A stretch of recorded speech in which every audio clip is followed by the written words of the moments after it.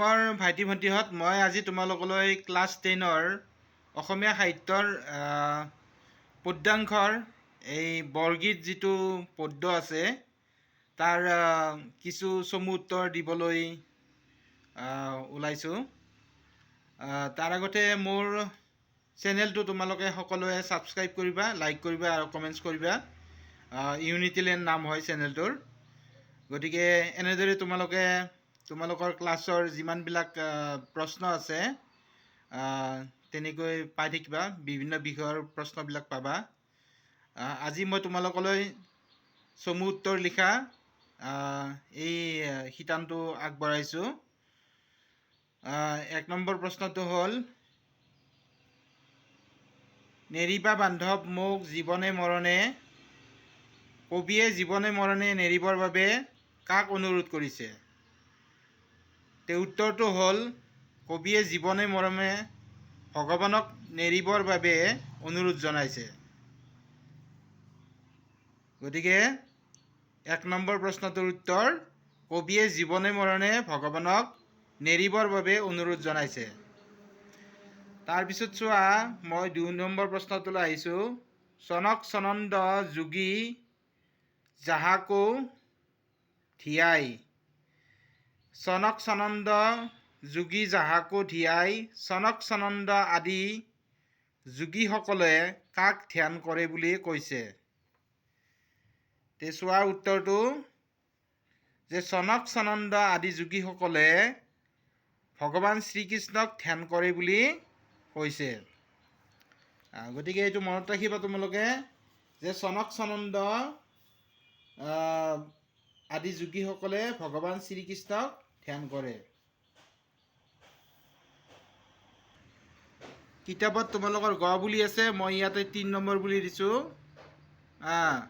3 number প্ৰশ্ন, কিতাপত গ বুলি পেলাই আছে। প্ৰশ্নটো চাবা, কবি কিহত আতুৰ হোৱা বুলি কৈছে? উত্তৰটো হ'ল, কবি সাংসাৰিক দুখ বিষয় বাসনাত আতুৰ হোৱা বুলি কৈছে। গতিকে উত্তৰটো মনত ৰাখিবা, যে কবিয়ে সাংসাৰিক দুখ বিষয় বাসনাত আতুৰ হোৱা বুলি কৈছে। তাৰ 4 নম্বৰ প্ৰশ্নটো চোৱা, যে বৰগীতটি কোনে ৰচনা কৰা? এই যে তোমালোকে বৰগীতটি পাইছা, ক্লাছ 10ৰ 10ম শ্ৰেণীৰ বৰগীত যিটো পাইছা, এইটো কোনে ৰচনা কৰা? যে উত্তৰটো হ'ল, বৰগীতটি মহাপুৰুষ শ্ৰী শ্ৰী মাধৱদেৱে ৰচনা কৰিছিল। এইটো মনত ৰাখিবা সদায়, যে বৰগীতটি কোনে ৰচনা কৰিছিল? যে শ্ৰী শ্ৰী। তাৰপিছত 5 নম্বৰ প্ৰশ্নটো চোৱা, বৰগীতটি কি ৰাগত বন্ধা আছে? উত্তৰটো হ'ল, বৰগীতটি বসন্ত ৰাগত বন্ধা আছে। মনত ৰাখিবা, যে বৰগীতটি কি ৰাগত বন্ধা আছে? যে বসন্ত ৰাগত বন্ধা আছে। তাৰ 6 নম্বৰ প্ৰশ্নটো চোৱা, কবিয়ে বান্ধৱ বুলি কাক সম্বোধন কৰিছে? উত্তৰটো হ'ল, কবিয়ে হৰিক বান্ধৱ বুলি সম্বোধন কৰিছে। এইটো মনত ৰাখিবা, যে কবিয়ে কাক বান্ধৱ বুলি সম্বোধন কৰিছে? যে কবিয়ে হৰিক বান্ধৱ বুলি সম্বোধন কৰিছে। তাৰ পিছৰ প্ৰশ্নটো হ'ল, আমি তোমালোকলৈ চমুকৈ উত্তৰ লিখা এই প্ৰশ্নকেইটাত উত্তৰ দিবলৈ ওলাইছোঁ। এইবাৰ শেষৰটো প্ৰশ্ন পাইছোঁ, যে 7 নম্বৰ প্ৰশ্ন, যে মোহ পাশ মানে কি? মোহ পাশ মানে কি? উত্তৰটো হ'ল, যে মোহ পাশ মানে মায়াৰ বান্ধোন, অৰ্থাৎ আকাংক্ষা, জাগতিক লোভ আদি মায়াজালৰ বন্ধন।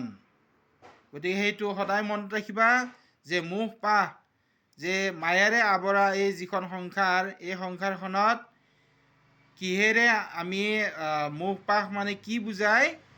যে ইয়াত আকাংক্ষা, জাগতিক লোভ বা মায়াজালৰ যি বন্ধন, মায়াৰে আৱৰা যি জীৱন, সেইটোৱে হৈছে আকাংক্ষা, জাগতিক লোভ আদি মায়াজালৰ বন্ধন।